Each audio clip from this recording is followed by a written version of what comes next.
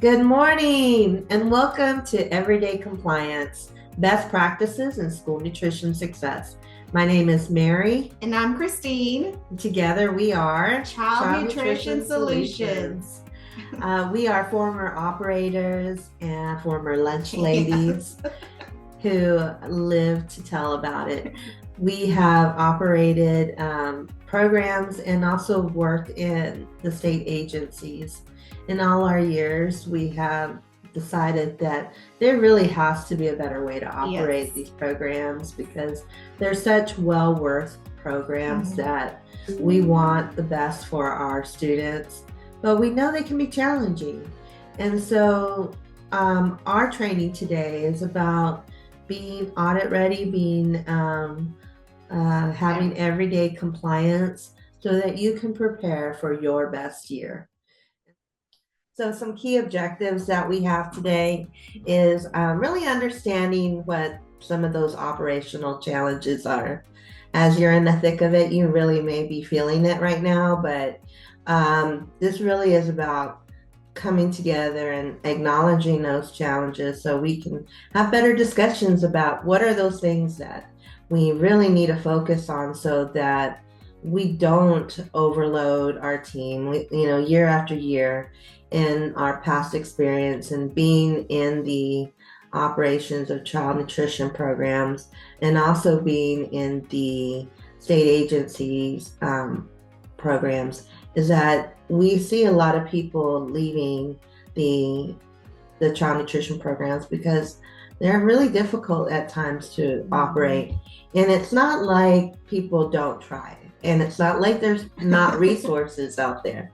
There's a lot of help and there's a lot of good tools that people have developed.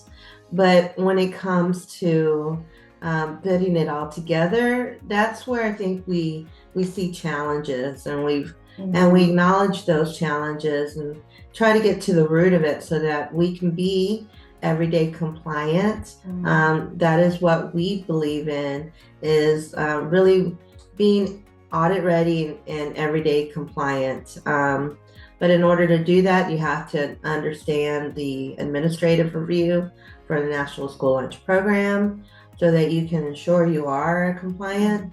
And then really, we have provided a self-assessment tool to assess your operations so that you can know where you're starting at, because no one knows your operation better than you do.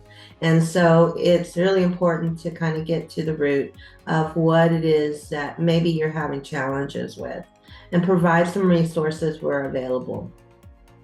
And then lastly, we want to make this a forum where we can share best practices, get best practices from those people who've done it, live it, are in the middle of it, to help people who are coming into the programs and who will end up staying and loving the programs, but maybe without so much of the heartache. And so we're here to really develop that discussion and to share best practices and again ensure your best year. Absolutely. As you know, you're all probably going back to school, getting things ready, or actually already started operating. And, year after year, some of these operational challenges, they happen. We know they're here. There was actually a study that, or an evaluation of the eStar training program that was released recently. We have the link to it over here in the QR code down below. And they identified the barriers and the challenges that school nutrition professionals were experiencing. For example, lack of time, there's conflicts with scheduling.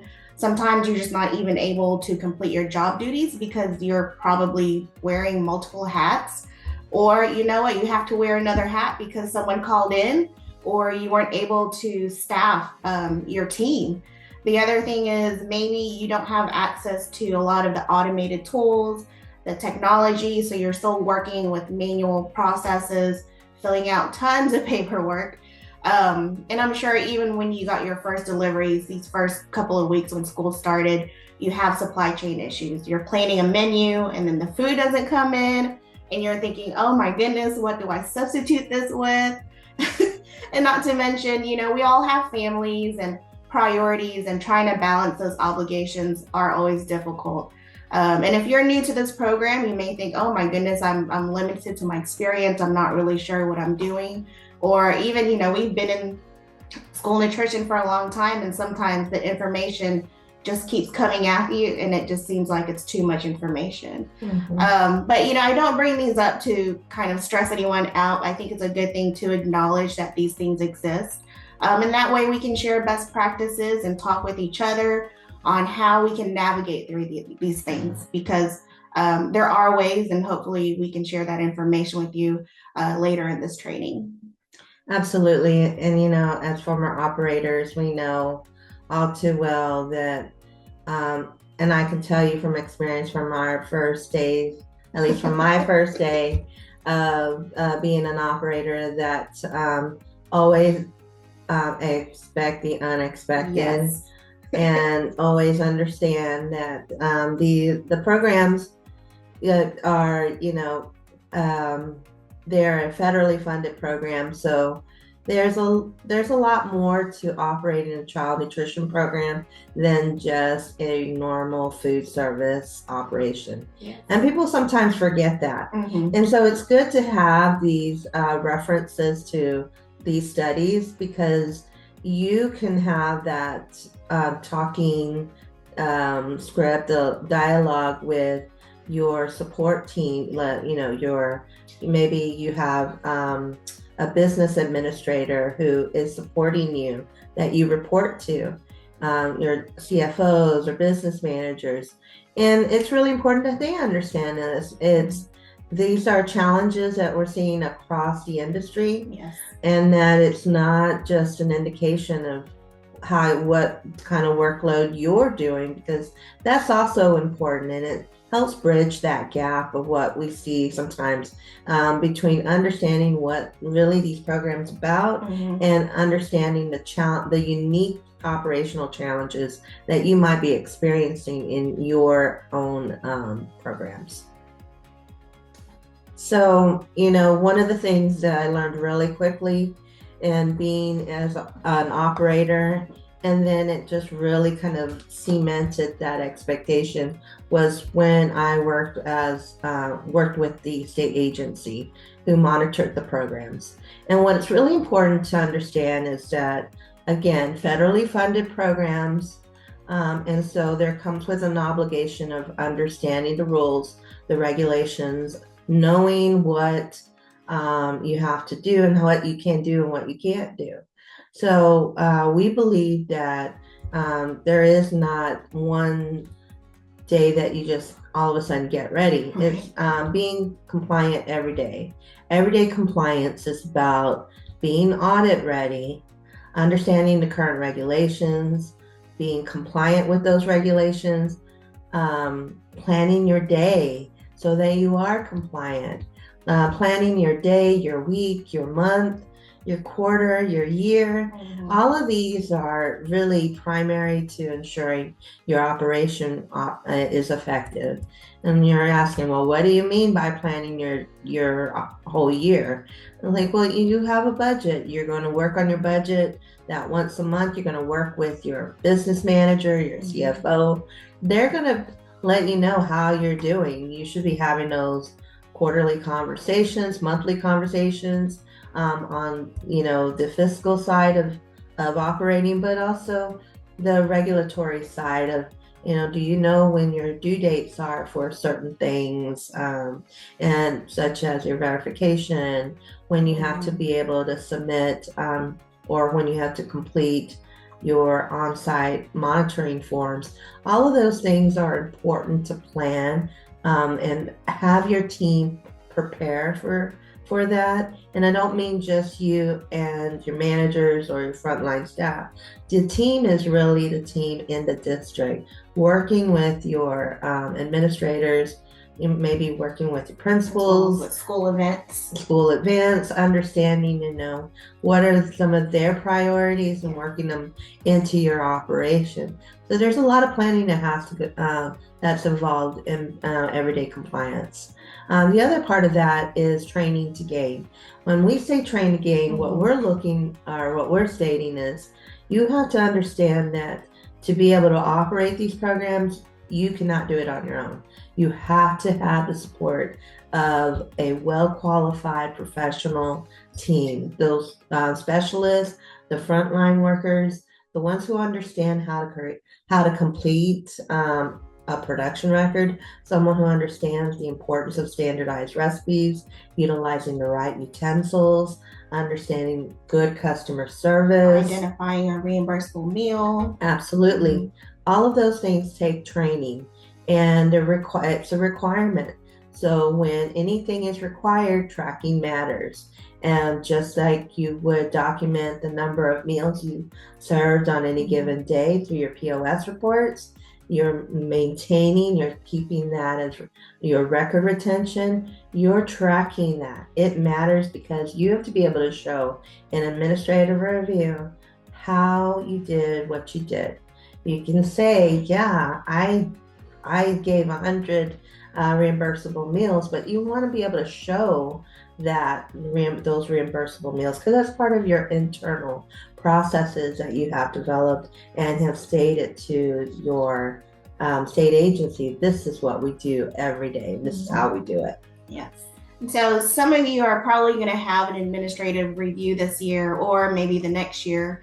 And I know that process seems very daunting and scary and tedious, but remember these administrative reviews really are there just to ensure the integrity of the program. So we want to protect the program.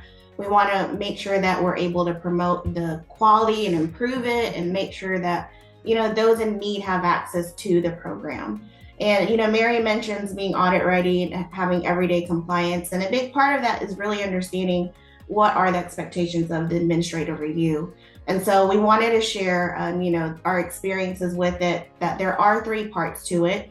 We have the offsite portion of it where really the reviewer is going to be looking at documentation that you're maintaining. A lot of it is processes. They're going to ask you questions on how do you do these things, who's responsible for it. And then you have the on-site portion where a reviewer will come to your schools. They will observe meal observation and then also wrap up anything that was missing or that they needed to validate from the offsite. And then finally, there's going to be a post-review where you will get, the results of the review. If there were some non-compliances identified, you'll submit corrective action on how you're going to fix it and ensure that the non-compliance doesn't occur in the future. With that being said, if there is some corrective action, some of the findings do result in fiscal action. And that's mainly with, your counting and claiming and meals served. And it has to do with making sure that the claim that you filed was valid, making sure your eligibility was correct or determined correctly, you met the meal pattern, a reimbursable meal was served. And then of course, resource management with federal funds, they're going to want to make sure that you're spending it on allowable expenses for the improvement of the program. And so that's what the administrative review is. I highly, recommend that you get familiar with it. Don't be afraid of it. Look at it in a way of, let me assess my program and see where I need to get into compliance. Yeah, and I think the administrative review is something that is so daunting to a lot of people because, let's be real, it is it's really a long process sometimes. It is. And what helps to ease that is that really being prepared, and as we said, everyday compliance is so important. And we know that you want to be, that's the thing. We know everyone wants to do the best job that they can do. But sometimes there are some things that might be limiting, might be happening within your operation that's really affecting being prepared. So to do that, we want to make sure that we understand what are those things in order to be prepared, not just for the AR, but for everyday compliance. There are some really key areas that in order to be successful, we have to have. And that's going to be, being the leader on the team and managing and directing to the best of your ability. It's having a well-trained staff, being able to delegate duties to that staff so that you are not so overwhelmed and that you also have the ability to strategize plan and prepare, because those are really key in leadership. You want to have effective communication. You don't want to just assume people understand that these programs are important. You got to be able to state why they're important to you. What do you do on any given day that makes a difference? And we know that it happens, but being able to communicate it is so key. Mhm. And then thinking through your programs that you offer and what's working, what's not working. What are those internal processes that are doing such a good job for you that it's like a no-brainer? And then thinking through the ones that we always get stuck there. That's always an issue. How can we make that better? And then, being able to ensure that, again, just as you have a well-trained staff, have the support of your administrators, you also get the support of your community. Get them involved. Be able to have outreach with them so they know what a great job you're doing. And that all really leads to, evaluating your program consistently and always, and remembering your why. Yes. Remembering your why is so important, because no one gets through these programs without really understanding why they stay in them and what is important to them. What is it that they love about the job that they keep coming back year after year? We can't get out. Yeah, so Mary mentioned program evaluation, and one of the things that we learned through our career in child nutrition that's been beneficial for us is taking a step back and really reflecting. And it's so easy to get, put your head down in the hustle and bustle of, food service, but sometimes, take that moment and look internally with your operation and do a self-assessment. Ask yourself or evaluate the areas in your operation if you're ready with everyday compliance. Are you knowledgeable even of the final rule that was released? And also, evaluate, are you prepared? Do you have the leadership skills to improve this program and, do the operations? So think of those questions. And we actually came up with a self-assessment for you. Here's the QR code. We encourage you to fill it out and do some self-reflection and self-assessment. And there's also resources in there available for you as well. So if you're at a point where you know what your keys to success are, you've done the work, you feel very confident in that, you know that you're doing everyday compliance, then next is really putting it together. It's acknowledging the challenges, understanding what the compliance regulation is, and coming up with the solution. Because at the end of the day, every operation is unique. Mm-hmm. And of course, these are just examples of what could help. But, these are things also, if you're new, it's, okay, to be compliant every day is meaning despite the challenge, you're able to overcome that and come up with the solution. So one of the things that we often saw in working at a state agency was that the child nutrition or the school nutrition program application was either not updated or not updated sufficiently. Well, what does that mean? That means that there was key information that was missing, not necessarily missing, just inaccurate. Right. And because there's the challenge is sometimes that programs change and evolve, and people come and go. Yeah, and there are different needs. The application sometimes gets overlooked. Mm-hmm. But what's really important to remember is that there is an agreement between the agency that's monitoring and these federal programs that you're getting the reimbursement from, and your obligation to understand the regulations of operating specific specific programs. So what is the solution to that? Well, it's really quite simple. As you want to make sure that you update the application or any additional information that's required, such as the attachment B. And but to do that, that sometimes you have to involve other authorized representatives or decision makers in your district or within your school district that can help you make better update the application. So the questions you want to make sure you have a good understanding of is serving times for the campuses, the programs that are needed to offer, meal pricing for paid and adult meals. So that means completing a PLE, your paid lunch equity spreadsheet, or completing the adult meal calculator, making sure you have the updated reimbursement rates on both of those, and understanding what your no charge policy is, and how you want to convey that to the state agency. And thinking through offer versus serve. There's some campuses who, only serve pre-K and they'll have to do straight serve. But what's important to understand is, if it's just a campus, or are you putting those, or if you're putting your pre-K with your other grades and commingling, those are important things to understand. And sometimes what we've experienced is that you have someone completing the application that doesn't have all these answers.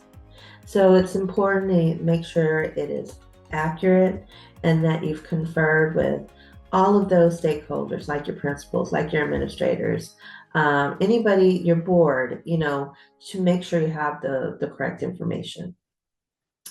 And then, as the final rule is implemented, which began, there's a whole timeline on that, and there's a lot of information, and we can certainly provide information related to the final rule.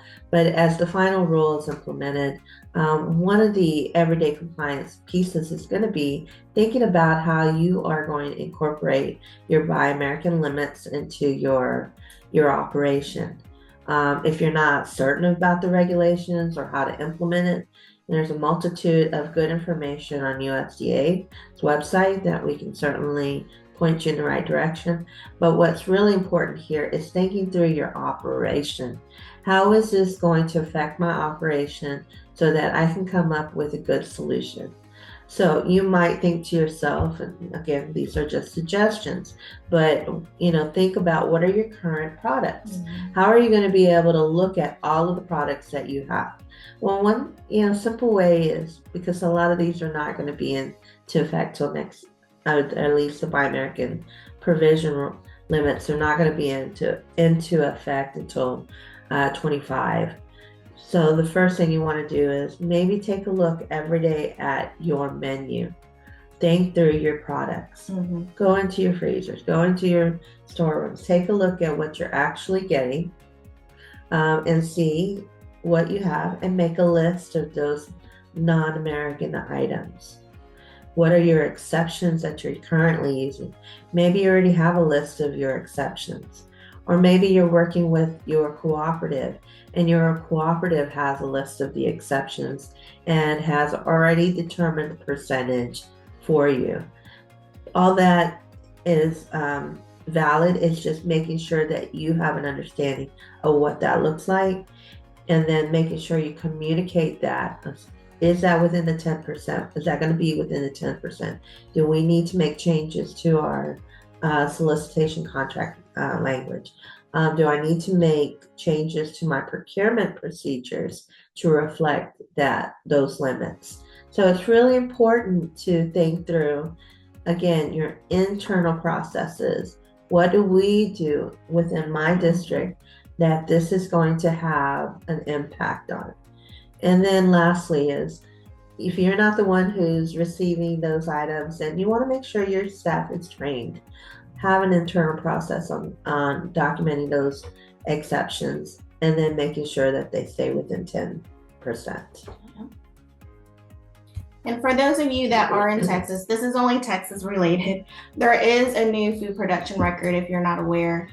We did include a link in the bottom left of this PowerPoint to the new food production record, along with the instructions. And so these are one of the things that we talked about with everyday compliance, is the train to gain, making sure that the staff who's involved with food production records they get the additional training that is needed. So that way you can plan to determine what adjustments you need to make with your team. The other item is the required added sugar limits. That's going to be effective in 2025.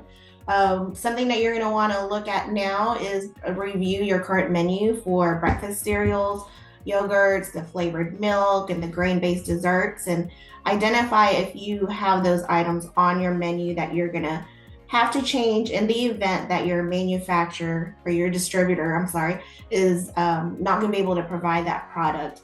Start talking with your vendors or your cooperatives and ask them, what are y'all doing about these products? Are y'all reformulating it, or are you going to have something in stock for me for next school year? The other thing is look at it from the perspective of what you can't serve, but maybe what can you serve in place of these items, looking at it from that perspective. Yeah, I think it's important to understand that with the added sugar limits, there's also been some additional flexibilities with the breakfast menu. Yes.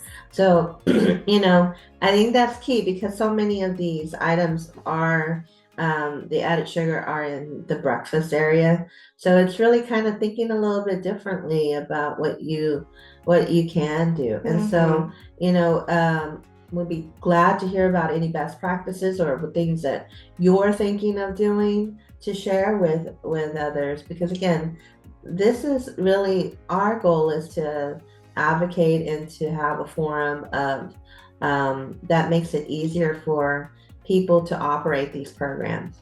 We know that when we work together, we can do better, and we can learn from each other. Yes. We learn every day something new. And so I think it's really important that as we continue to learn, that we share in our learning and really hold people up, prep each other Share up. within the community. We are a community. Absolutely. So I want to thank you for joining us for today. We do have more information on our website. Please feel free to explore more, and we hope to see you on the next round. Yeah,